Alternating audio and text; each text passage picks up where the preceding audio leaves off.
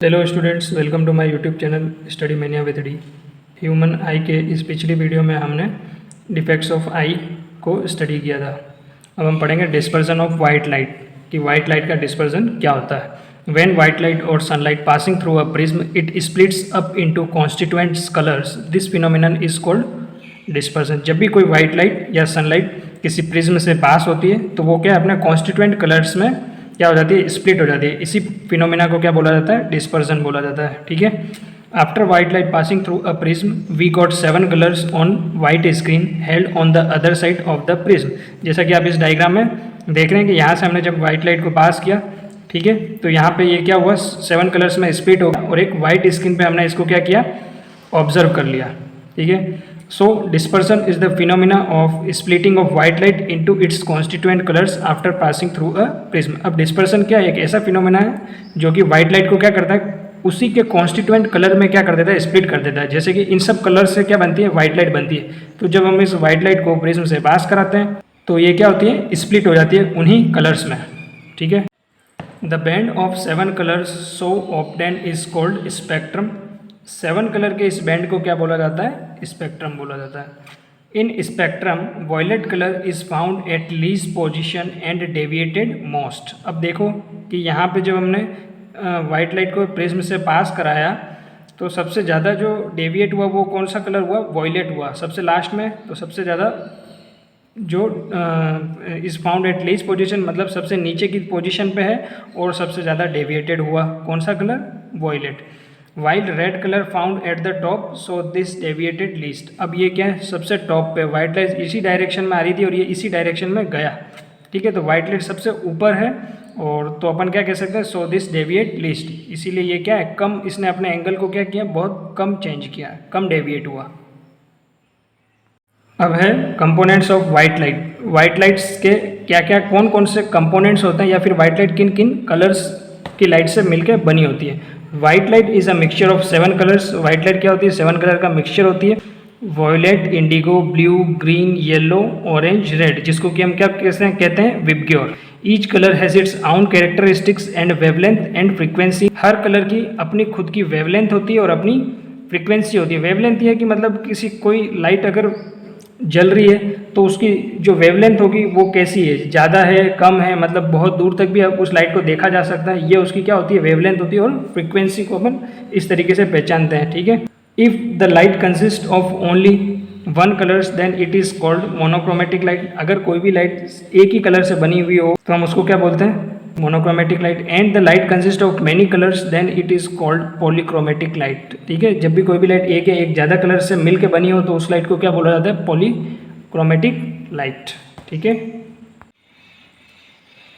अब है recombination of colours of spectrum. ठीक है। Newton performed an experiment to obtain spectrum of white light on passing through a prism. He recombined 2 prisms shown in figure.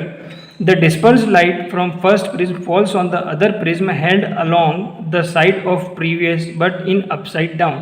अब Newton ने एक experiment किया कि भाई जो स्पेक्ट्रम है उसको हम रिकम्बाइन करेंगे। रिकम्बाइन करेंगे मतलब इस वाइट, मतलब जो वाइट लाइट इस प्रिज्म के अंदर एंटर करती है और ये 7 कलर्स में क्या हो जाती है, स्प्लिट हो जाती है। फिर उसको इसने क्या किया, एक दूसरे प्रिज्म से रिकम्बाइन किया। रिकम्बाइन किया मतलब वापस उन सारी लाइट को किसी दूसरे प्रिज्म से पास कराया और फिर उसने ऑब्टेन क्या किया कि जो उनका कॉम्बिनेशन है वो क्या हुआ, वाइट लाइट निकला। मतलब उन सब लाइटों का एक ही साथ जब हमने कंबाइन कराया तो क्या पास हुई, एक वाइट लाइट पास हुई। ठीक है। जैसे कि यहाँ पे वाइट लाइट एंटर हुई, वाइट लाइट एंटर हुई, यहाँ पे इन्होंने अपने अपने सबसे ज़्यादा ऊपर क्या था, रेड, फिर नीचे क्या है, वॉयलेट, तो ये कलर्स हुए। फिर ये यहाँ से वापस से निकले और फिर इसके अंदर, इस प्रिज्म के अंदर एंटर किए। इस एंटर के अंदर क्या वापस इन्होंने क्या किया, अपना एक अलग एंगल बनाया और अलग एंगल बनाने के बाद जब ये तीन सारी लाइट मिक्स हो गई इस पॉइंट पे तो बाहर निकली, तो हमने एक स्क्रीन पे ऑब्टेन किया कि ये जो लाइट थी वो क्या है, वाइट लाइट है। इसी को बोला जाता है recombination of colours of spectrum. अब इसको थोड़ा सा और डिस्कस करते हैं।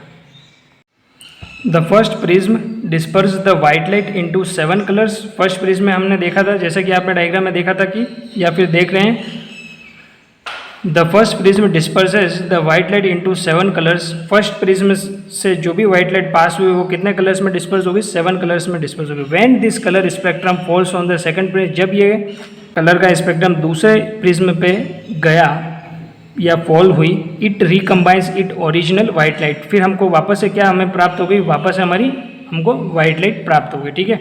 The cause of this is the bending of light produced by the second prism is equal and opposite to the refraction produced by the first prism। मतलब इससे क्या पता चलता है कि जो वाइट लाइट हमने फर्स्ट प्रिज्म से पास करी और फिर सेकंड प्रिज्म के अंदर वो जो स्पेक्ट्रम पास हुआ या फिर रिफ्लेक्ट हुआ, वहाँ से वापस हमें कौन सी लाइट मिली? वापस से हमने कौन सी लाइट ऑब्टेन करी? White light. The observation gave Newton the idea that the sunlight is made of 7 colors। इस ऑब्जर्वेशन की वजह से न्यूटन को ये पता चला कि जो सनलाइट है वो 7 कलर्स से मिलके बनी है। रेनबो फॉर्मेशन, रेनबो कैसे फॉर्म होता है? It is the spectrum of sunlight in nature. हमारे नेचर में सनलाइट के स्पेक्ट्रम से रेनबो क्या होता है? फॉर्म होता है। It is formed due to the dispersion of sunlight by the tiny droplet present in the atmosphere. अब क्या होता है? हमारे एटमॉस्फेयर में छोटी छोटी पानी की ड्रॉपलेट्स प्रेजेंट होती है। जब उनमें से सनलाइट क्या होती है? पास होती है, तब क्या बनता है? रेनबो का फॉर्मेशन होता है। ठीक है। अब इसको अच्छे से डिस्कस करते हैं। Formation of rainbow, the water droplets act like a small prism. Water droplets जो होती है वो क्या करती है? स्मॉल प्रिज्म के जैसे बिहेव करती है। They reflect and disperse the incident light, then reflect it internally, finally reflect it again when it comes out of the rain drops. ठीक है। अब क्या होता है? जैसे लाइट क्या करती है? टीनी ड्रॉपलेट्स के अंदर क्या करती है? एंटर करती है, फिर वो इंटरनली क्या करती है? रिफ्लेक्ट होती है, और फिर लास्ट में वापस से क्या हो जाती है? रिफ्लेक्ट होकर वहाँ से रेन ड्रॉप्स में से क्या हो जाती है? वो जो लाइट होती है या सनलाइट होती है वो क्या हो जाती है? पास हो जाती है या फिर बाहर हो जाती है। तभी क्या होता है? रेनबो का फॉर्मेशन होता है। Due to the dispersion of light and internal refraction, different colours reach the observer's eye. जब ये डिस्पर्जन ऑफ लाइट का जो फिनोमेना या फिर जो प्रोसेस कंप्लीट होता है, ठीक है, इंटरनली रिफ्लेक्शन के बाद, और फिर वो जो कलर दिखाई देता है ऑब्जर्वर की आइज़ में, तो वो अलग अलग कलर्स में नज़र आता है। ठीक है। उसी को हम क्या कहते हैं? रेनबो कहते हैं। अब हम इसको डायग्राम से समझेंगे। पढ़ लेते हैं एक बार। Red colour appears on top and violet at the bottom of the rainbow. जैसा कि आपने रेनबो देखा हो कभी, तो आपने देखा होगा कि सबसे टॉप पे कौन सा कलर होता है? रेड, और एंड में कौन सा होता है? Violet. A rainbow is always formed in a direction opposite to that of sun. अब जो रेनबो फॉर्मेशन होता है वो कब होता है? सन के अपोजिट डायरेक्शन में होता है। जब हल्की हल्की बारिश हो रही होती है और एक तरफ हमें क्या दिखाई देता है? सन नज़र आता है, तो क्या होता है? रेनबो का फॉर्मेशन होता है। ठीक है। एट ए, जैसे कि ए ये रहा, refraction and dispersion take place. इस पॉइंट पे क्या होता है? रिफ्रैक्शन होता है, और क्या होता है? डिस्पर्जन होता है। मतलब वाइट लाइट इसके अंदर क्या करती है? एंटर करती है। 8b, internal reflection takes place. इस पॉइंट पे क्या हुआ कि हमारे जैसे कि ये पानी की वाटर ड्रॉपलेट है, ये सन है, यहाँ से एक वाइट लाइट आई, इसके अंदर एंटर हुई, एंटर होने के बाद लाइट क्या हुई? रिफ्लेक्ट हुई, रिफ्लेक्ट हो रही है। यहाँ पे ये देख सकते हैं आप, रिफ्लेक्ट होकर अलग अलग कलर हो गए। ये रेड हो गया, और ये क्या हो गया? मतलब ये क्या हो गया? वॉयलेट हो गया। ठीक है। अलग अलग डायरेक्शन हो गई, इनकी स्प्लिट हो गए। फिर क्या हुआ? इंटरनल रिफ्लेक्शन हुआ बी पॉइंट पे। जैसे कि ये यहाँ से यहाँ पे स्ट्राइक होके इधर आ गई, और यहाँ से ये लाइट यहाँ पे होके स्ट्राइक होके इधर आ गई। एट सी, ये सी है, सी पॉइंट है। यहाँ से वापस से क्या हुआ? Refraction and dispersion takes place.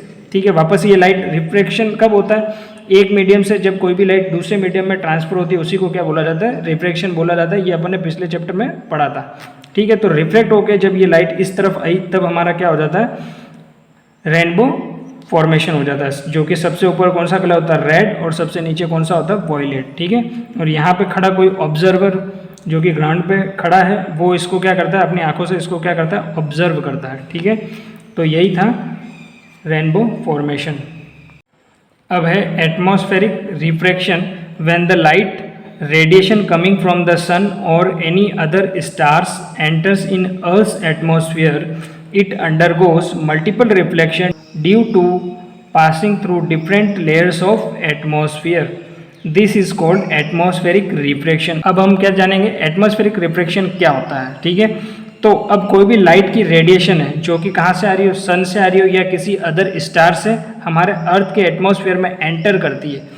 जैसे ही वो हमारे अर्थ के एटमॉस्फेयर में एंटर करती है तो हमारा जो अर्थ का एटमॉस्फेयर है वो कैसे बना है, अदर गैसेस से बना है, ठीक है, जिसमें नाइट्रोजन है, ऑक्सीजन है और अदर गैसेज हैं, ठीक है, और पानी की कुछ वाटर ड्रॉपलेट्स भी हैं, ठीक है। तो it undergoes multiple reflection due to passing through different layers of atmosphere. अब एटमॉस्फेयर के अलग अलग लेयर्स है, जैसी लाइट जब हमारे एटमॉस्फेयर में एंटर करती है तो हर लेयर ऑफ एटमॉस्फेयर से क्या करती है, रिफ्लेक्ट करती है, अपने एंगल को चेंज करती है, रिफ्लेक्ट होती है, एक मीडियम से दूसरे मीडियम में आती है। इसी को क्या बोला जाता है, एटमॉस्फेरिक रिफ्रैक्शन, ठीक है।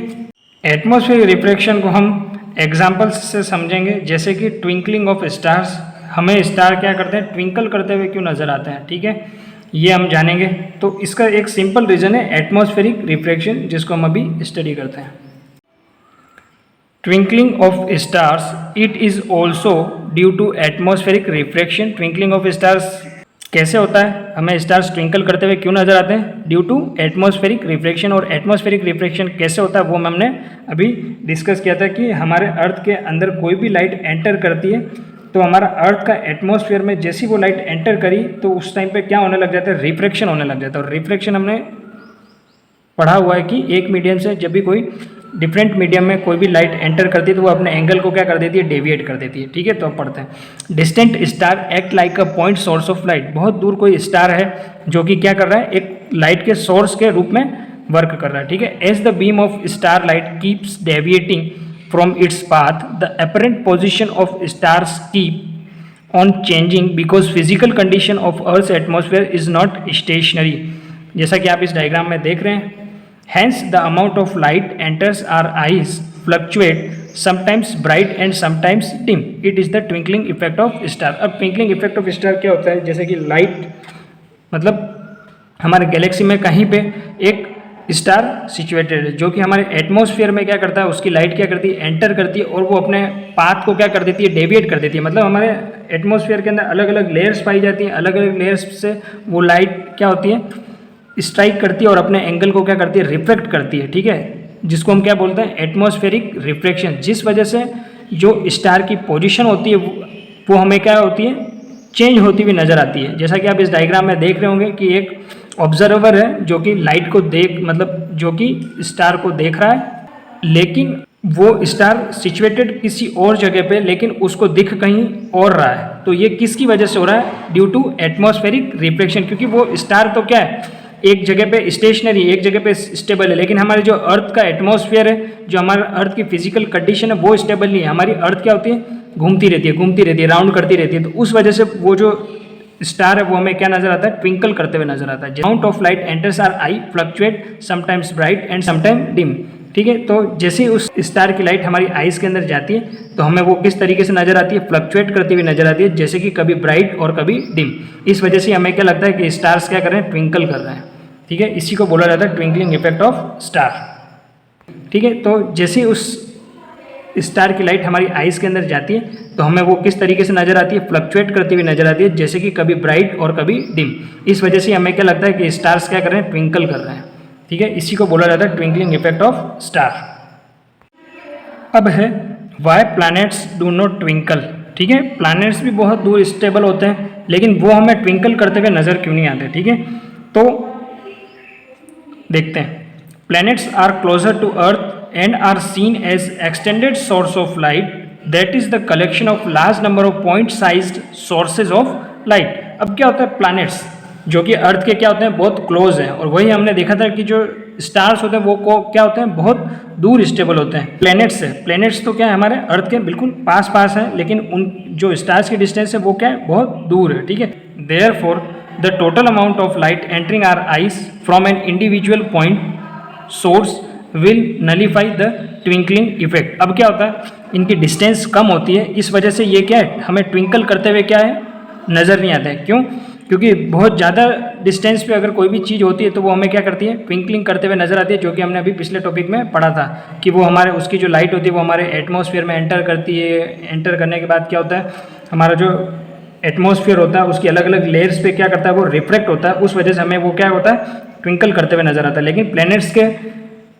एग्जाम्पल में ऐसा नहीं है। प्लैनेट क्या है, हमारे बिल्कुल पास में तो उस वजह से वो क्या है, हमें ट्विंकल करते हुए नज़र नहीं आता और उसका एटमॉस्फेरिक रिफ्लेक्शन का उसके ऊपर कोई इफेक्ट नहीं पड़ता है। और वो ट्विंकलिंग इफेक्ट को क्या कर देता है, नलीफाई कर देता है, मतलब खत्म कर देता है, मतलब ट्विंकलिंग इफेक्ट होता ही नहीं है प्लैनेट्स के अंदर। ठीक है, जिसका कारण हमने आपको बता दिया कि planets are closer to earth. Planets क्या होता है, अर्थ के बिल्कुल क्लोज होता है। ठीक है, जय हिंद, जय भारत।